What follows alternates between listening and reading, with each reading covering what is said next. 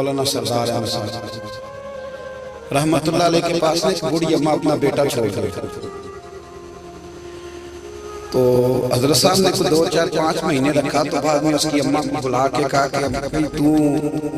بیوہ ہے، بیٹا تیرا یتیم ہے، میں نہیں چاہتا کہ اس کا وقت ضائع ہو، یہ پڑھنے والا کوئی نہیں، سارے نہیں پڑھنے والے ہوتے ہیں، اب یہاں علماء بیٹھے ہیں، میں بے ادب بھی نہ ہو جاؤں، کچھ پورے 8 سال لگا کے بھی آ جاتے ہیں، سند بھی ان کے پاس ہوتی ہے، ناراض نہ ہو جانا، یہ تو سب اچھے لوگ ہیں، سند ہوتی ہے پر پتہ وہ تو کچھ نہیں ہوتا، یہ اعلیٰ حضرت نے کی ہے، سند ہوتی ہے، پوری ڈگری ہوتی ہے، اس پہ کئی لوگوں کے سائن بھی ہوتے ہیں، بہت سارے طالب علم ایسے ہوتے ہیں جو مدارس میں کہتے ہیں میں فاضل فلاں ہوں، لیکن کوئی شے پاس ہے، تو مولانا سردار احمد صاحب محدث اعظم پاکستان رحمت اللہ علیہ اس بوڑھی کو کہنے لگے تیرا بیٹا کون دینا ہے، پڑھنا پڑھانا اس نے کچھ بھی نہیں، تو یتیم بچہ ہے، کل کو تو کہے گی کہ میرے بیٹے نے وقت ضائع کیا تو واپس لے جائے، بوڑھی اماں رونے لگی، کہنے لگی میں پڑھانے تو نہیں لائی تھی، میں تو آپ کو رب کا ولی سمجھتی ہوں، میں تو نوکری کرانے لائی تھی، نوکری۔ حضرت انس بن مالک کہتے ہیں میری اماں بھی حضور کی بارگاہ میں دے گئی، حضور کی بارگاہ میں، یہ نہیں کہا تھا کہ یا رسول اللہ پڑھا دیں، ہاں میں ذمہ داری سے بات کر رہا ہوں، یہ نہیں کہا تھا حضور مجاہد بنا دیں، یہ تھوڑی کہا تھا کہ یا رسول اللہ صلی اللہ تعالیٰ علیہ وسلم سے مفسر محدث محقق مفتی بنا دیں۔ حضرت انس کی اماں کہہ گئی کہ سونیا جب تک یہ رہے گا نا آپ کی نوکری کرے گا، یہ گھر کے کام کاج کرے گا، ڈیوٹی کرے گا، حضور یہ آپ کی نوکری کرے گا، تو میرے محبوب نے پھر دعا کر دی اللہ اسے برکت عطا فرما۔ تم سمجھتا ہے خدمت والا خالی رہ جاتا ہے؟ جتنا ذائقہ خدمت والے کو ملتا ہے جو اس کے نصیب میں آتا ہے وہ کسی کا نصیب کہاں بھائی۔ حضرت انس کہتے ہیں حضور نے دعا کر دی برکت کی، مجھے تو کھیتی باڑی آتی بھی نہیں تھی، پر لوگوں کے باغ میں سال میں 1 دفعہ پھل لگتا تھا، میرے باغ میں 2 دفعہ لگتا تھا۔ حضور نے دعا کر دی اللہ اسے اولاد دے، فرماتے ہیں میرے بیٹے، میرے پوتے، میرے نواسے، میری بیٹیاں، فرماتے ہیں میں زندہ ہوں اور میری 100 اولادیں موجود ہیں۔ پریشان ہو گیا کہ بچے 2 ہی اچھے، 100 اولادیں میری موجود ہیں۔ حضرت انس مولانا سردار احمد صاحب کے پاس چھوڑ گئی بچہ، کہنے لگی حضرت جی میں تو پڑھانے کے لیے تھوڑا چھوڑ گئی ہوں، میں تو اس لیے چھوڑ کے گئی ہوں کہ آپ مہربانی کریں خدمت کرائیں۔ حضرت جی کہنے لگے کوئی ایسا کام ہی نہیں، خدمت والا کیا کراؤں، کہنے لگے پٹھے پوا لیا کرو جی، ان لڑ پن دینے کہنے لگے بچے کام کر دیں مدرسے سے، حالانکہ اب کہاں بچے کام کرتے ہیں، اب تو گزر گیا دور، اب تو بچے کام کراتے ہیں، اب بچے بھی ناراض ہو رہے ہیں حضور کے دیکھ رہے، صحیح پہنا ہوں آپ کو، بچے کام کراتے ہیں، بچے کہاں کام کرتے ہیں، کہنے لگے یہ چارہ ڈالے کرے گا آپ کی بھینسوں کو، تو حضرت نے اس کو کہا کہ بی بی چارہ میری بھینسوں کو ڈالنے کے لیے میں نے بندہ رکھا ہوا ہے، تو جا لے جا، کہنے لگی ہاتھ باندھ کے حضور مہربانی کریں رکھ چارہ ڈالنا، اور پتر توجہ سے چارہ ڈالنا حضرت کی بھینسوں، رونے لگی، حضرت نے رکھ دیا، مہینے کا خرچہ بھی دیتے، شام کو نہ وہ سارا دن کام کرتا، شام کو آ کے پیروں میں بیٹھ جاتا، حضرت جی لائیں تیل تھوڑا سا، پیر نہ دبا دو، 8 سال ساتھ والے پڑھتے رہے، یہ بیچارہ نوکری کرتا رہا، میرا روپ بھی نہیں تے میرا رنگ بھی نہیں، اور میں نے یار منان دا ٹانگ بھی نہیں، کبھی کبھی نا حضرت بلال حبشی فارغ ہوتے نا تو نبی پاک کی بارگاہ میں عرض کرتے حضور کوئی کام تو نہیں، سارے ہو گئے، حضور جاؤں ذرا، چلے جاتے۔ ایک دن سلمان فارسی کہنے لگے یا رسول اللہ یہ بلال کہاں جاتا ہے، فرمایا جا دیکھ کے تو آ، حضرت سلمان واپس آئے تو آ کے رونے لگے، کہنے لگے سونیا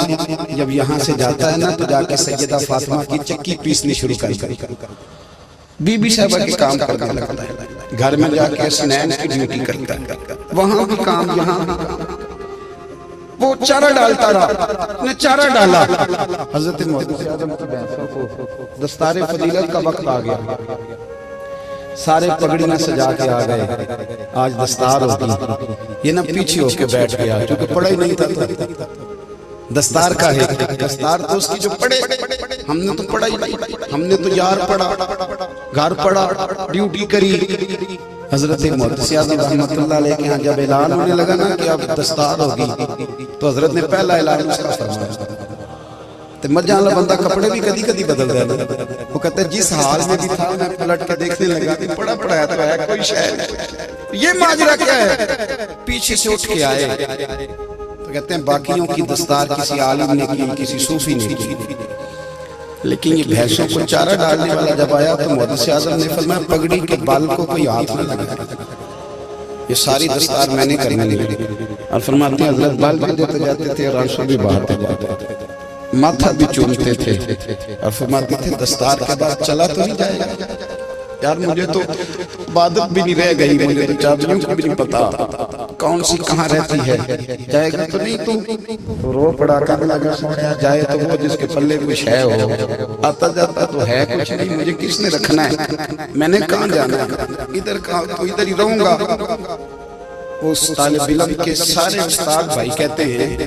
اس نے دستار کرائی، پڑھا پڑھایا کچھ نہیں، پر جو مسئلہ اڑ جاتا تھا، وہ جو اڑ جاتا تھا نا، وہ جا کے اس سے پوچھتے تھے تو کتابیں کھولنے کی ضرورت نہیں پڑتی تھی۔ حضرت بلال حبشی کبھی سپاہ سالار بنے تھے کسی جنگ میں، کسی صوبے کے گورنر بنے ہوئے، بولو تو صحیح ہے، ان کا تعارف کیا تھا؟ نبی کریم کے غلام، حضور کے نا جو ذاتی معاملات تھے نا، 20 انصاری نوجوان تھے جو ہر وقت نبی پاک کے پاس کھڑے رہتے تھے کہ حضور کو حکم کرے، 20 اور 34 سے لے کر 40 تک غلام ہر وقت حضور کی بارگاہ میں رہتے تھے۔ حضرت بلال حضور کے ذاتی معاملات کی خدمت کرتے تھے، کوئی ایسی وہ جو تبلیغ کی یا دعوت کی یا جنگ کی یا جہاد کی کوئی ڈیوٹی نہیں وہ کرتے، ذاتی خدمت سرکار کی۔